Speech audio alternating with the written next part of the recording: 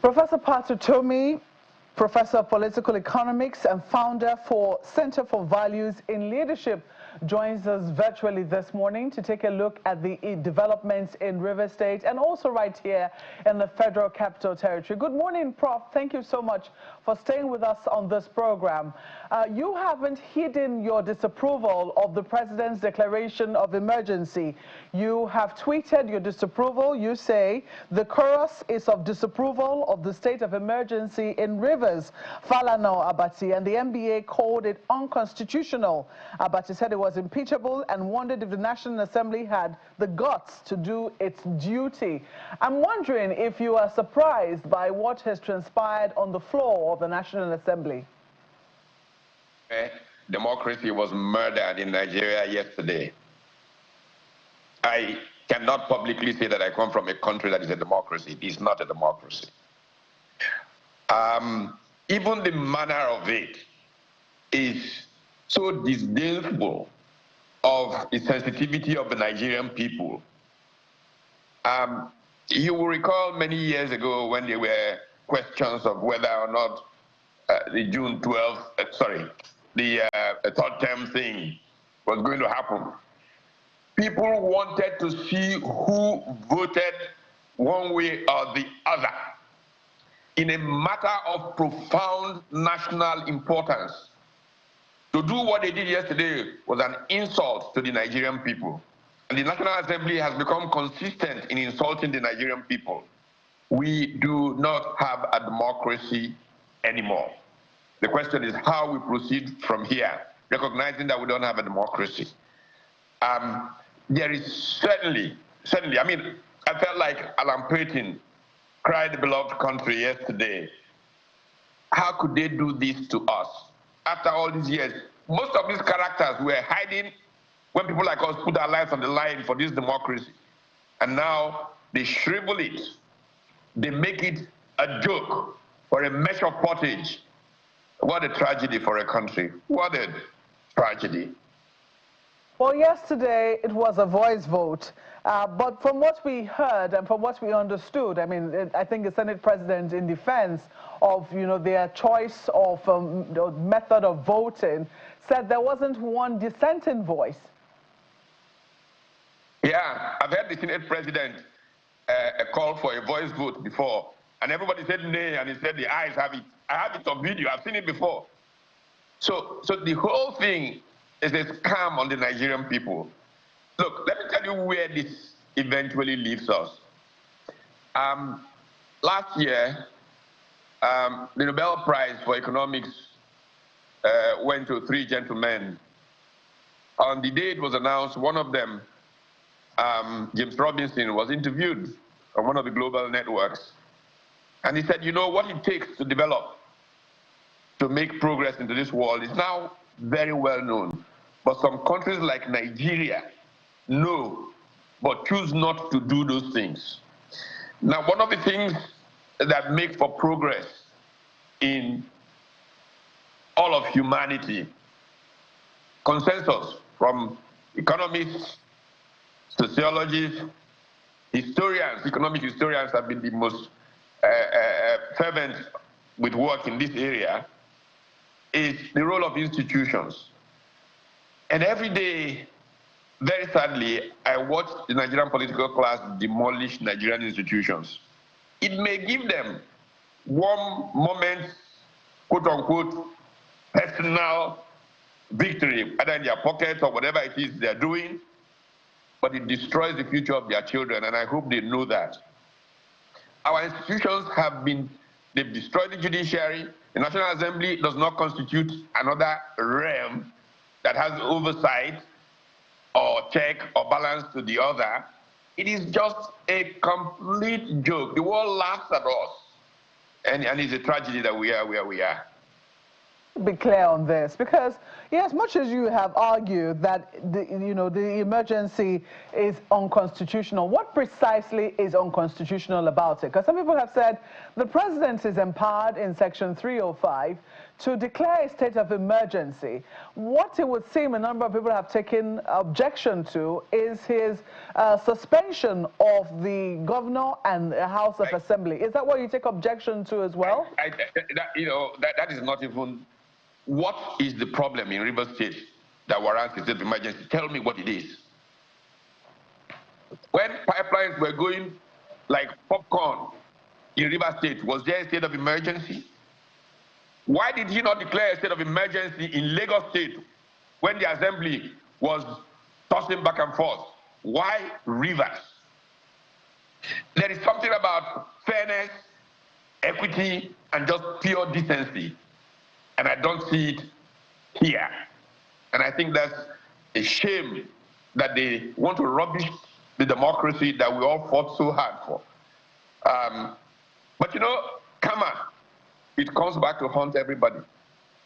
Unfortunately, we're going to stay in poverty for a long time because of the conduct of these kinds of people in public life. So let's be clear, you are not in support of a declaration of an emergency in River State, because I'm looking at the president's statement here. He says, with the crisis persisting, there is no way democratic governance, which we have all fought and worked for over the years, can thrive. So according to him, he's also defending democracy in River State, and that's why he's declaring this. But you see the need for that. That's not true at all. Obaseki and Edo State faced very similar circumstances. There is nothing that the chap in Port Harcourt has done that Godwin Obaseki did not do. And so why was a state of emergency not declared in Edo State? Look, let's be fair. This is supposed to be a case of two fighting. Who are these two fighting? Let's name them. And over what are they fighting? And why do a whole people have to bear the brunt of these outsized egos who are damaging the peace of all for whatever it is they claim they are fighting, which is not in our constitution? We don't know anything about fathers or godfathers in our constitution. And one man can sit in judgment in his own court where he is an active partisan and make these kinds of choices, and the Nigerian people just sit and watch. That's tragedy for our country. Tragedy. I know my colleague Ayo has questions for you. Thank you. Thank you, Markwe. Prof, one of the issues a number of people have wondered is, and I'll ask you as well, because I've asked a few people before, but this is the angle to it with you, Prof. Now, the state of emergency is in place, and the executive and legislature are at variance with each other in very strong, clear, unequivocal terms. They have both flouted the Constitution at various times, and nothing happened to anyone. And then, given the threats, according to the president, of imminent threats of danger, he put it in that statement, it was ripe for a state of emergency. The Constitution is silent on what happens when the state of emergency is in place, what happens to the governor, what happens to the legislature. So what, in your opinion, are the options open to the president? Given that the two factions, the executive and the legislature, are at variance in strong terms, and that the reasons for the call for the state of emergency? First of all, I want to ask you to show me. I just said in response to Maokwe, I gave examples. Edo State, Lagos State, and places where executives and legislatures have been at variance. Nobody declared a state of emergency. In state of emergency, there is harm, they say, that can come. From who to who? Let's see those intelligence reports that said this person is going to do that. I have just seen a release by COP, opposition coalition, in which they rebuked the Attorney General for daring to suggest that similarly the governor of Rivers State was responsible for pipeline explosion. And I've said before on this program, there was a time when Nigeria went into a recession because pipelines were going off like Christmas crackers. And we didn't see a state of emergency declared. Why now? Right. No, it doesn't make sense to me. Okay. You don't know that you can go around the world fooling yourself, saying, you're attracting investment. Just a simple decision they made yesterday made Nigeria unattractive for investments. Everybody who is a serious investor picks it off. Serious instability. They've declared martial law in a part of the country. In fact, the part of the country that is most critical for their revenue flows. I don't know how we carry on this kind of masochistic behavior. Load a machine gun, shoot ourselves in the foot because of our egos, because we cannot control ourselves as politicians, two fighting, as they say, and one person takes side with the other person, and you bring... Look, I feel very much like Dele Faru to me, who says, commenting on this thing is really annoying because, these are people who are doing these terrible things together. And suddenly one has to take, if you have to take a position, take it in the interest of history. Not because this side is better than that side. It's just a shame that the Nigerian people have, inherited this kind of political class. And we're not going anywhere as a country until we get rid of this political class, I assure you. Well, Prof, you cited two states, the examples of two states, and there are those who would draw the differences to you. On the one hand, in Lagos, the executive and the legislature were not the ones at variance. It was the colleagues within the State House of Assembly that were at variance with each other and had nothing to do with the state government per se, the executive arm of government per se. And as for Obaseki, there are those who would ask you, if it happened during the government of Obaseki in Edo State and the president at the time didn't do anything, does that make it right? So what piece was damaged enough in Edo State to have warranted that? I'm just giving you one sliver, just a little bit of the consequences for the Nigerian economy of that decision. Because when they get into these political things, they don't think more broadly. I've told you how a current winner of the Nobel Prize in Economics, I said, look, Nigeria is basically irresponsible. That's why its economy is not growing. And people are suffering, dying of hunger. There's poverty in the land. Instead of focusing on how we can create a developmental state that cares about the people, people go to the National Assembly, take money, and rubbish their country, and make it a place that's not attractive for investment. There will be judgment. I assure you, there will be judgment. Well, the question, one other question that plays, Prof, is, with this situation, exactly what for you is the issue? Is it the fact that the state of emergency was declared, or that the government of the day, except the judiciary, was suspended? There was no basis for declaring one, none whatsoever. It was deliberately contrived. There was no basis for a state of emergency.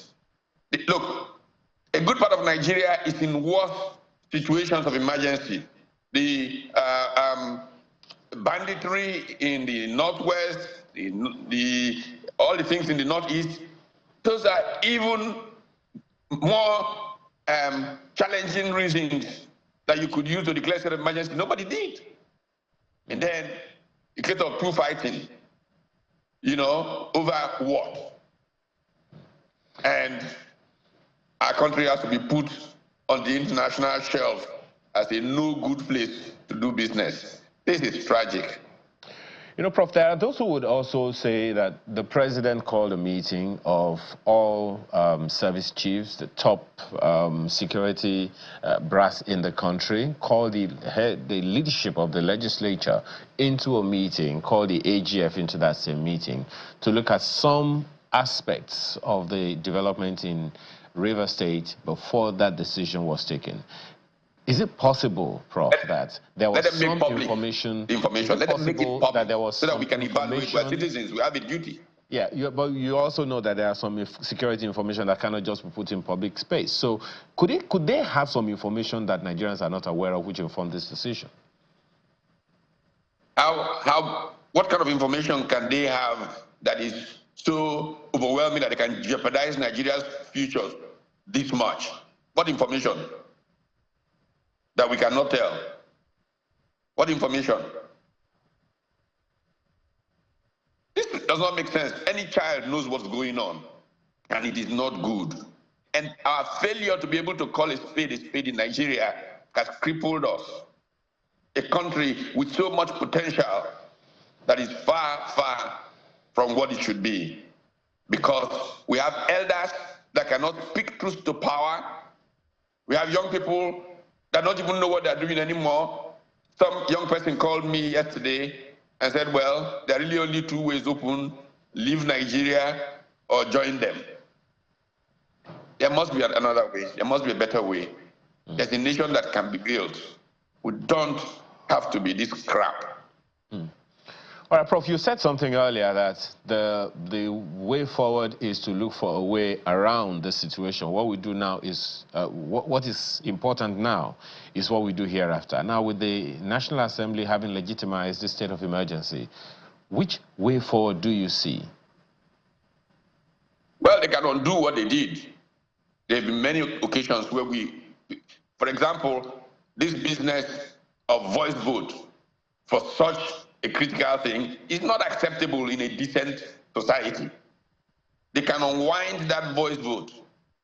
Look, Professor Koinsola Ajayi, SAN, when he was being interviewed on some other platform 2 nights ago or so, was saying, in fact, all that was needed was a third of the House to filibuster.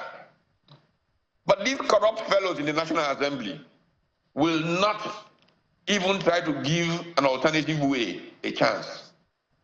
They smoke the future of their children. There will be judgment.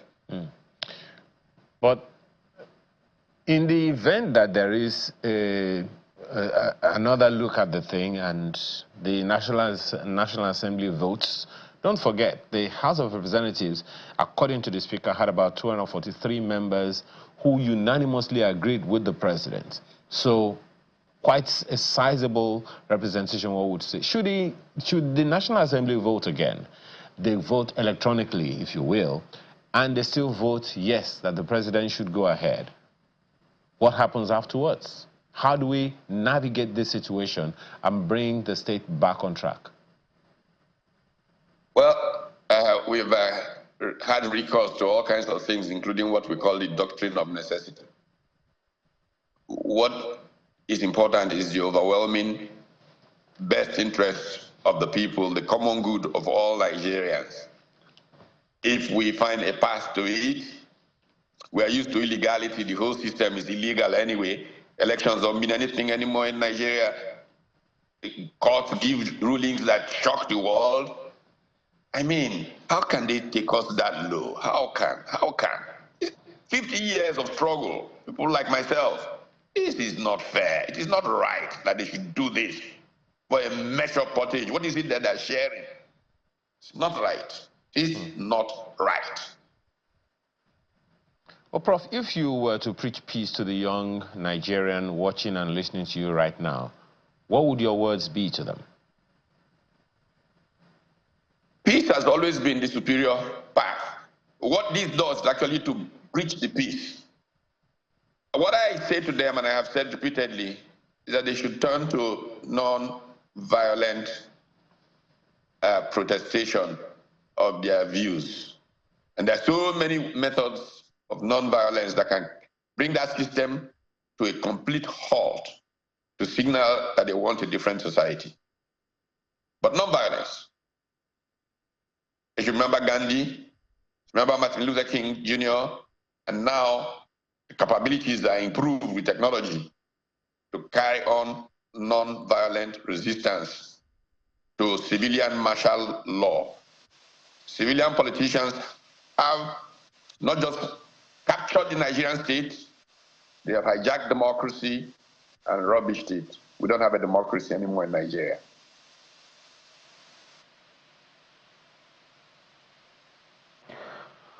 Prof, you did make reference to Edo as a situation where, we experienced the same sort of thing and nothing happened. A situation which many have described as less than ideal.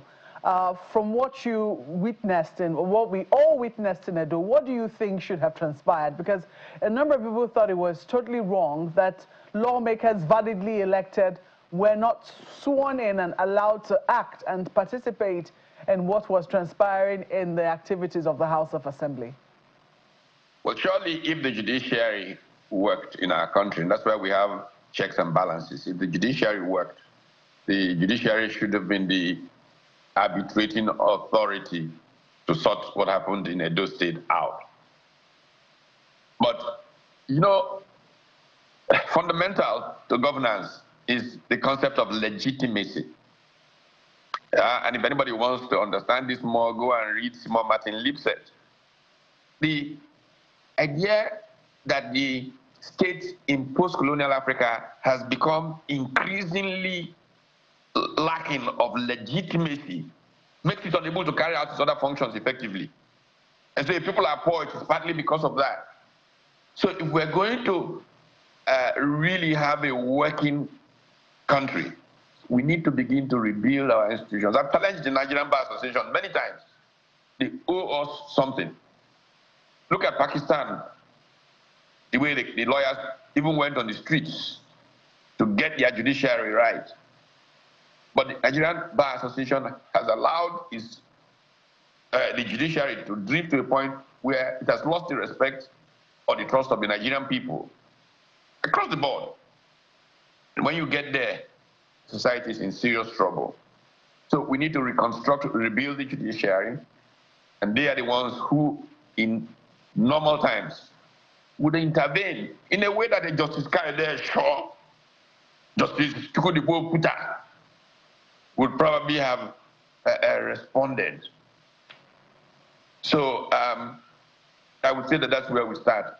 But a new civil society in which there is consciousness, public sensitivity to right and wrong, and in which people move to exercise it in non-violent ways is very important. Civil society has been killed in Nigeria.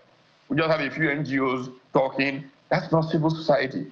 Civil society is about horizontal linkages of citizens to ensure that the public sphere is appropriately in tune with the democratic essence, that a marketplace of ideas truly does exist, and that rational public conversation, in the classic Jürgen Habermas sense, is taking place.